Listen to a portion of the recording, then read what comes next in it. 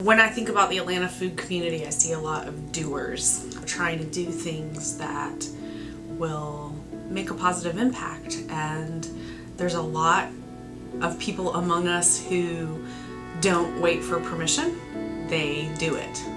If they have to ask forgiveness later, they'll ask forgiveness. But it gets things done, and I think you see those examples all over the city of people who decided to act to make their community a better place, to improve the lives of the people around them, and then the rest of the community caught up. When I think of the Atlanta food movement, it's got such character and depth, and there's so much happening. And when I think about the leadership and the faces at the forefront of the good food movement, it's truly inspiring. The people that are doing this work are so committed to it, pouring themselves into this work. You don't see people kind of come in and out of this world. Truly Living Well has been a leader in urban agriculture.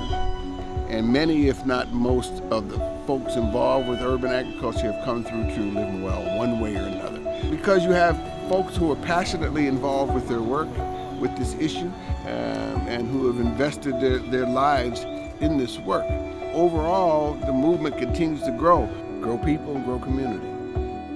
I think the Atlanta food community needs to make sure that we've got really talented, authentic, genuine people who love service stay in this community and help it grow.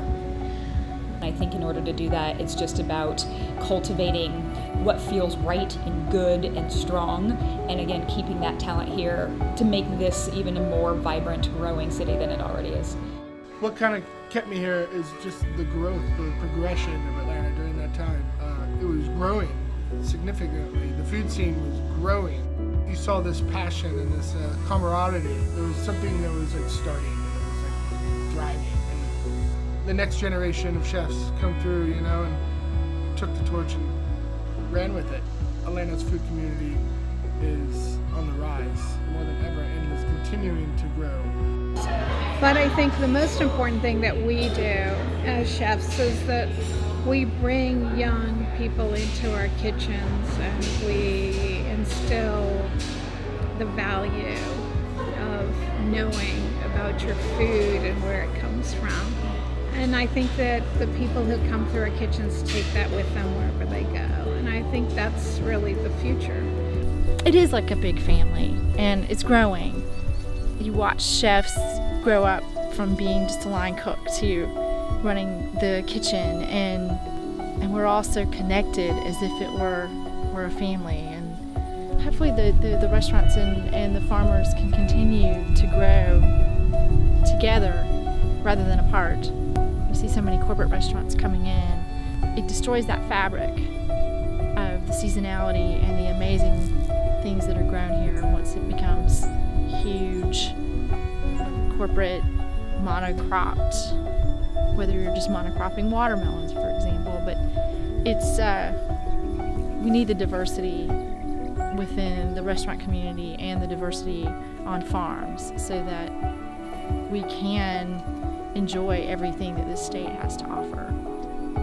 Basically, my job is to help the farmer facilitate a place for community for them to sell their goods. So I work for the farmer. I'm here for them. Chefs have been a huge part in helping us teach customers how to use food. A win-win situation. We're able to teach people how to eat locally and in season.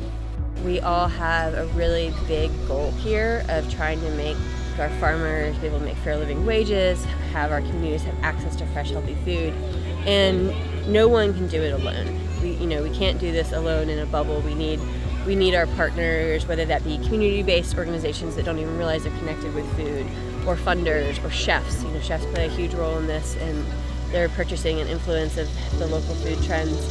And so we're not ever in a silo in this work. We all have to work together, and we're all in this together. To me, the most important part.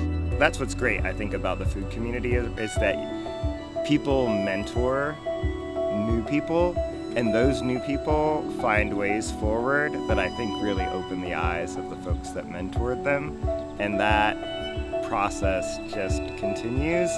So I've learned a lot from the young farmers that have worked for me, like in seeing what they do and how they sustain themselves and how they figure out how to make money and how they figure out how to have some quality of life and do a lot of hard work. I find it really inspiring. I've been doing environmental work for over 15 years, and when I started to cross over into the food movement, it was this incredible thing for me because I've never experienced this culture generosity like I've experienced with the growers and the chefs. And it's not just food, it's like there's a hug to give you, and there's seeds to share, and there's ideas, and like, hey, I did this, it didn't work, let me show you what works. And there's so much exchange and generosity happening in the food movement. I have a little answer when people ask me about, you're planting fruit trees, Robbie, and it's gonna make this huge mess on the ground with all the fruit falling. And I said, no, that's a problem we can eat ourselves out of.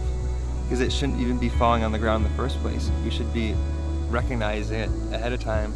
Hey, this is something valuable to myself and my body and my children. I'm gonna go get that and prepare something and nourish myself. And that's really empowering. I want that happening in every community. With the history of agriculture in the South, to be able to redefine that history in a new way that's more progressive and that's inclusive and representative of the diversity of the city. The proclamation that Kasim made of, making sure that he wants to see every resident be able to access food, I think within a half a mile of where they live.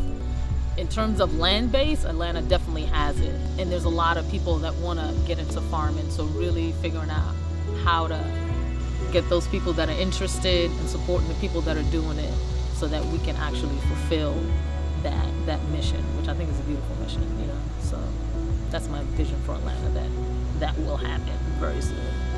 So the vision that we're trying to create is, I think, inherently good and inherently important. What makes it even more meaningful is the fact that we're doing it here in Atlanta. We're doing it in a place that has a tremendous amount of food waste from all the residents of Atlanta, but also the waste of human potential.